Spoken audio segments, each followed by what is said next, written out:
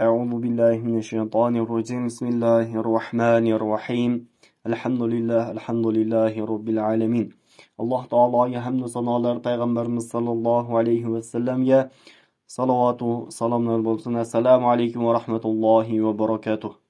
Aziz birodarlar, Qur'onni o'qib o'rganishlikdagi navbatdagi darsimizni boshlaymiz inshaalloh. Bu darsimizda to harfini o'tamiz. To harfi arab tilidagi harflardan biri bo'lib, o'zbek tilida uchramaydigan harflardan biri. To harfi yo'g'on o'qiladi hamda ustida fatha a kelganda o bo'lib o'qilinadi.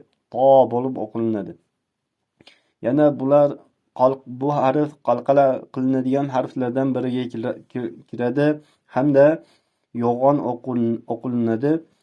Bu yo'g'on o'qilinadigan harflardan ro harfi, qo harfi hamda to harfi, sod harflari yo'g'on o'qilinadigan. Xo'p. Bismillahirrohmanirrohim. To, toy, tu, tol, toy, shato, bato, qoto, faqoto. Mana bu joylarda to harfi qalqala bo'lib o'qilinyapti.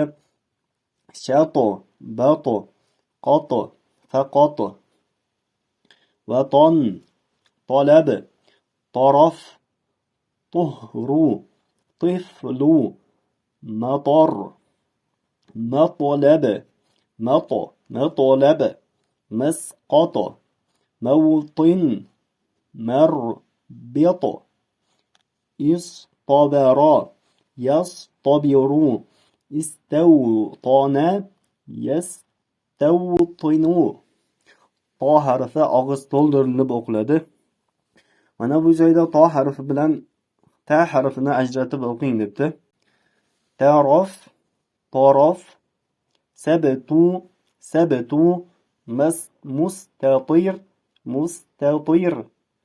Keyingi darsimiz ja harfi ekan.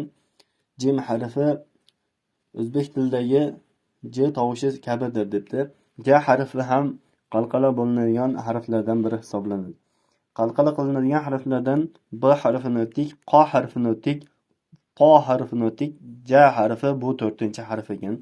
Qalqala bo'linadigan harflardan biri. Bu harflar qalqala qilinmasa tiniq chiqmay qoladi. Shuning uchun qalqala qilinadigan harflar qatoriga kiradi. Bismillahirrohmanirrohim. Jajiju,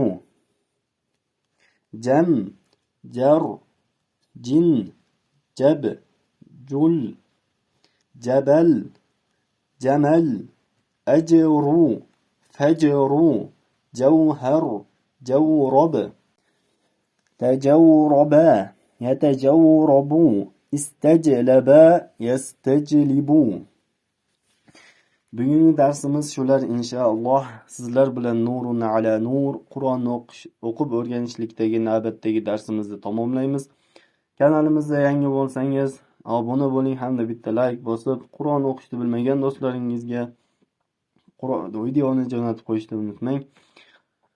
Subhana robbika robbil izzati amma yasifun va salamun alal mursalin va alhamdulillahi robbil alamin.